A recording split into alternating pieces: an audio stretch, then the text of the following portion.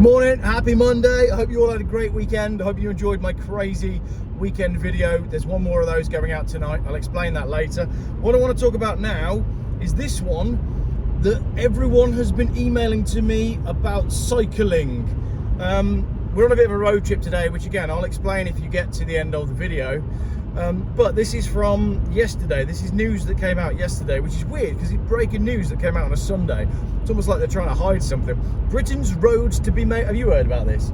Britain's roads to be made narrower to stop drivers from overtaking cyclists in the latest war on motorists. Bearing in mind, we've just had 48 hours of monsoon weather. There aren't any real cyclists in the UK. Do you know what the proof is? The proof is in the videos that I've made about the collapse of the cycling industry. Cycling shops are struggling. Raleigh, who are the British manufacturer of bikes and accessories, I think they shut down their entire accessories operation. Bicycling is in like an unbelievable decline after COVID, where everybody got these grants from the government and went out and bought really expensive bikes. Nobody's biking anymore. The problem we have is that knobhead bikers who go around with helmet cams on, filming people on their phones in cars and posting it on social media because they had sad lives and were bullied at school, are massively overrepresented in social media. So if you go on Twitter, you think, oh wow, everyone's a cyclist because they're all posting clips of them trying to convict other people, but they're not. Real people in the real world don't generally go cycling in the UK because the weather is so bad. Yes, we might go to Cannock Chase and do a bit of mountain biking, but not actually commuting to a place of work because we live on a cold, damp island in the middle of the North Sea, in a roundabout sort of way. But no, what we're going to do to protect all of these people that are riding around with cameras and they hate you and they're trying to get you off the road, we're going to make the roads smaller so you can't overtake dangerously to give the bicyclists more space. Sounds sensible, doesn't it? Road lanes across the country. I need to do it sideways. Why do you phone full screen like that? Because then you can't see the bit at the top. Hang on, we've immediately gone the wrong way and we've gone into comments about Keir Starmer. All videos end up going the same way. All roads lead to Keir Starmer.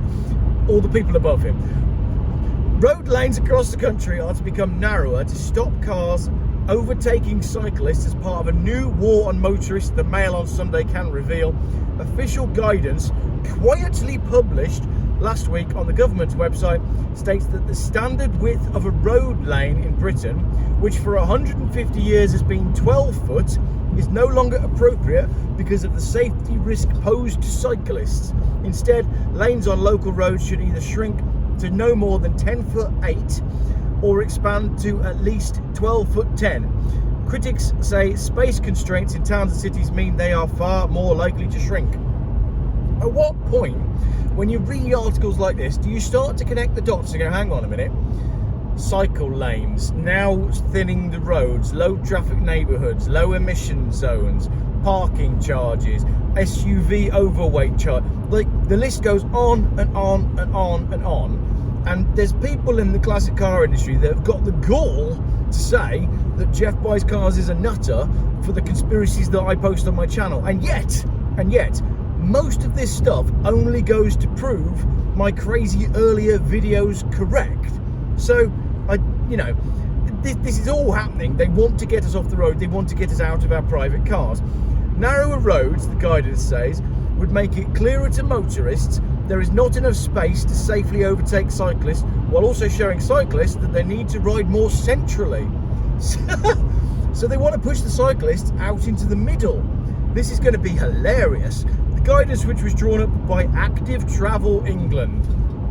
That's definitely going to be a future video, because I can guarantee you that Active Travel England will be connected to C40 cities and everything will go back to the Clintons, and the Clintons are one of the only people that have actually got a conspiracy around them regarding how many people they've unalived. It'll all be connected to them, like C40 cities was.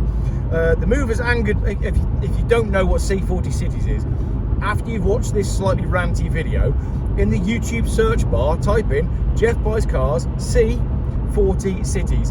That's who's behind a lot of the low emission stuff. It's who's behind a lot of the Sadiq Khan stuff. And when you start connecting the dots as to who these dodgy foundations are that are connected to all this stuff, you realise that we're basically screwed.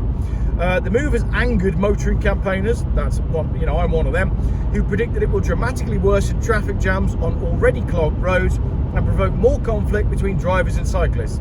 Brian Gregory, hey, policy director at the Alliance of British Drivers, said, if you slow everybody down to the speed of cycles on narrow roads, that is a huge economic cost to the country in wasted time. The whole idea is just to make driving unpleasant.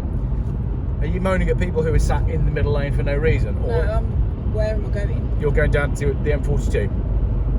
M42 up towards the NEC. Brian Gregory, who we like, basically says it's a load of rubbish. Road lanes across the country are to become narrower, going the wrong way. Terrible video. Howard Cox, founder of Fair Fuel UK, we like Howard, said narrowing our increasingly congested roads for the benefit of a small economic minority of road users makes no commercial or social sense. Doesn't that ring some bells? Narrowing our increasingly congested roads for the benefit of a small economic minority of road users. You can apply that to everything that's going on at the moment in the country. We are going over and above to... I kind of want to go down the transgender route here. Or I don't want to go down the transgender route. You're right in this lane. But that's what's happening. We are going over and above to appease or promote a tiny minority of the population, which means the rest of the population has to abide by new legislation that's been put in place for about 3 people. I cannot stand these cyclists on Twitter that go around with helmets on their cameras convicting motorists like when they're on the phone sat at a bloody red light. It's insane. But there's literally a phrase in the Bible that says in the end days we'll all be dobbing each other in. Brother will be telling on brother, father will be telling on son. That's where we've got to now. There you go. A Sunday sermon on a Monday with Jeff Buys Cars.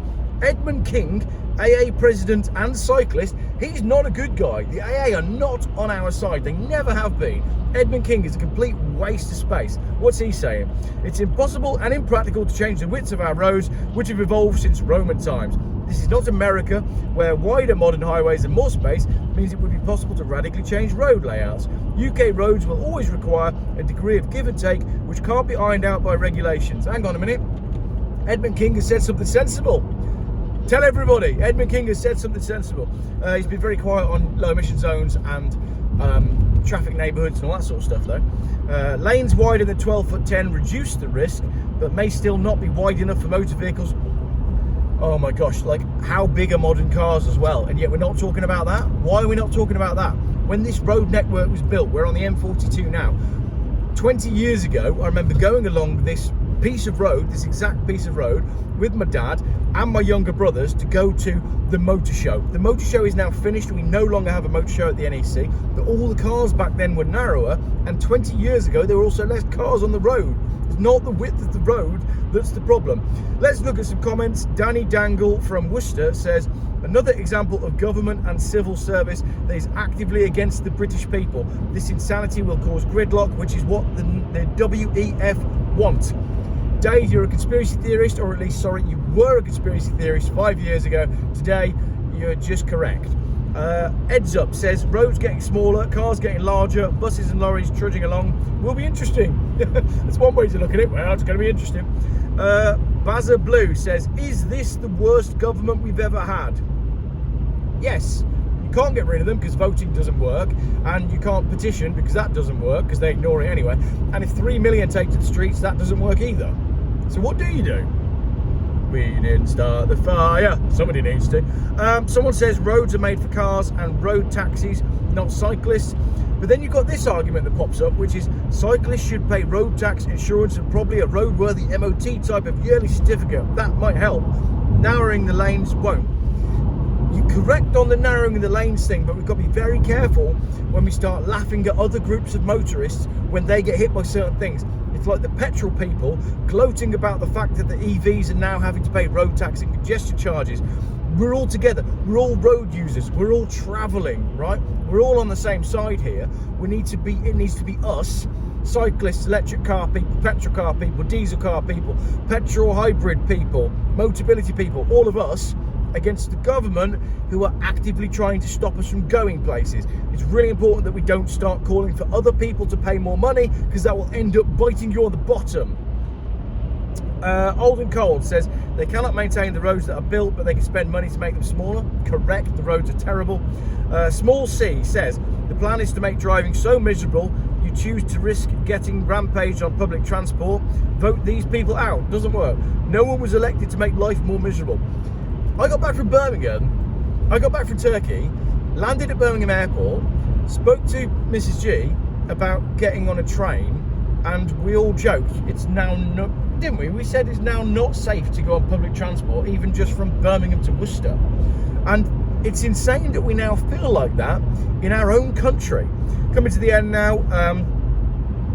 Instead of making cyclists ride on the road, allow them to ride on the pavement with priority pedestrians. Not a problem. This will make cycling much more dangerous, says Norfolk Lad, because the vast majority of car drivers ignore the highway code and don't give cyclists enough room, even on much wider roads. It's impossible to work on narrow country lanes. It ain't going to help. You can make the roads 2 foot wide and people will still try and get past cyclists, and cyclists will still ride in the middle of the road in packs, giant packs of cyclists taking up the whole road. You've all seen it, I've seen it. And then the last one, Hubcap Plain Plum says it's about as smart motorways.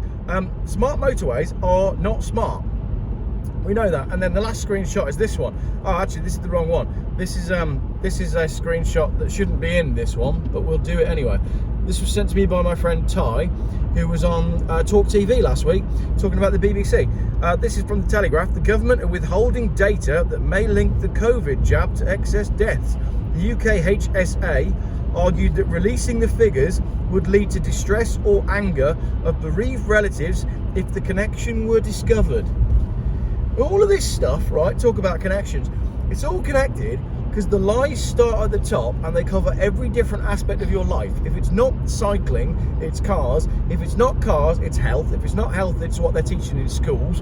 And if it's not all that, then all roads lead back to COVID. So if indeed the COVID jab has been linked to excess deaths and also turbo cancers, then maybe we wouldn't need to have dropped the children at their auntie's house because we need to go to a specialist cancer hospital to go and see someone who's very dear to us, who's been taken pretty ill pretty quickly over the last few weeks. So there you go. That's the surprise at the end of the video for what we're actually up to today. Thanks for watching. Let me know your thoughts in the comments.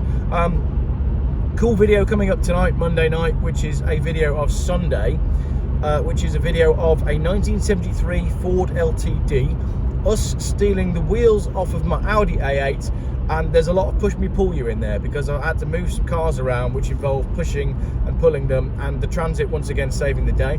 Later in the week on Thursday night, 8 PM on Thursday, like old-fashioned Top Gear, like Quentin Wilson, Jeremy Clarkson, who we were going to, to hope to see when we went up the NEC. It's probably 30 years. It's actually probably was 30 years ago, going up this road with my dad and my brothers, and I met Quentin Wilson and I got his autograph, and I was thrilled to bits. But Thursday night, 8 PM, my road trip to Turkey video is going to be launched. I've had to sign off from the dentist that I'm allowed to post that now. Thursday night, 8 PM, my drive to Turkey in my Volvo C30. That's about an hour long. And then Friday night, all the dental stuff, which is actually quite a good video, even if you're not interested in getting your teeth fixed in a country that is not third world like the UK. Lots of other stuff. I've done another spreadsheet that's coming out later in the week. I've looked at the running costs over 100,000 miles of a Volkswagen ID3 and a Volkswagen Golf GT TD, and it's closer than you think, but it's going to be an interesting video because I've also factored in the amount of time that you had to spend filling it up.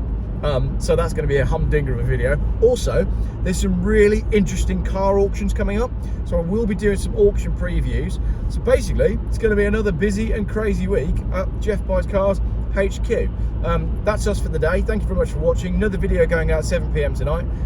Let me know what you're up to and what you think about the narrowing the roads for cyclists. Crazy video for a Monday because we're living in a crazy world. Thank you.